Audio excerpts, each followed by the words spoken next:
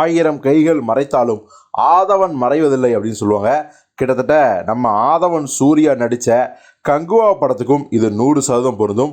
1000 பேர் நெகட்டிவிட்டி பரப்புனாலும் கூட உண்மை நிலையை 2-3 நாட்களில் மக்கள் தெரிஞ்சுக்கிட்டு அந்த படத்துக்கான வசூலை தியேட்டருக்கு வந்து கொடுத்துட்ருக்காங்க. அதுவும் குடும்பமாக. ஒரு பக்கம் வந்து ரசிகர்கள் அந்த படத்தை பாராட்டி தள்ளிட்டு இருக்காங்க. இன்னொரு பக்கம் சினிமா செலிபிரிட்டிகள் இவ்வளோ பெரிய பிரம்மாண்ட உழைப்பை நாங்கள் இதுக்கு முன்னாடி பார்த்ததே இல்லை.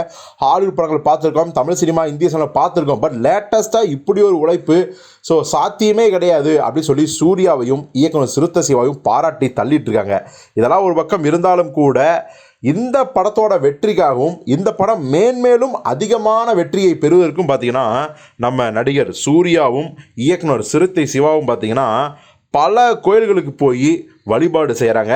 குறிப்பாக வந்து அண்மையில் லட்சுமி நரசிம்மன் கோயில் அப்படிங்கிற ஒரு கோயில் ரொம்ப ரொம்ப பிரசித்தி பெற்ற ஒரு கோயில் ராணிப்பேட்டையில் உள்ளது.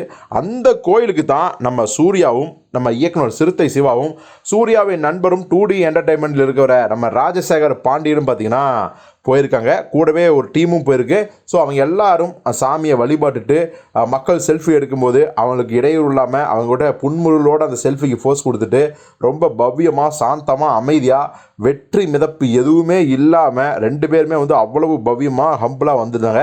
ஸோ இந்த வீடியோ பார்க்கும்போது ரொம்ப சந்தோஷமாக இருக்குது. ஏன் அப்படின்னா நிறைய பேர் வந்து படத்தை பற்றி நெகட்டிவிட்டியை பரப்புனாங்க. படம் ரிசல்ட் எதிர்பார்த்த அளவுக்கு இல்லை அப்படி இப்படினாங்க. இதே வேற ஒரு ஹீரோவாக இருந்தால் இயக்குனர்கிட்ட பேசவே மாட்டாங்க.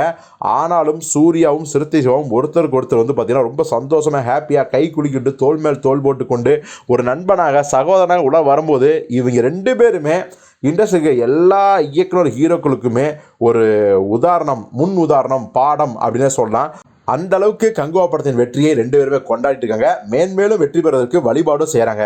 ஸோ பொறுத்து பார்ப்போம் இவங்க எந்த அளவுக்கு இந்த படம் மிகப்பெரிய வெற்றி அடைய நினைக்கிறாங்களோ அந்த வெற்றியை இன்னும் 1 வாரம் அல்லது 10 நாட்களில் ஈட்ட போகிறார்களா இல்லையா அப்படின்னு.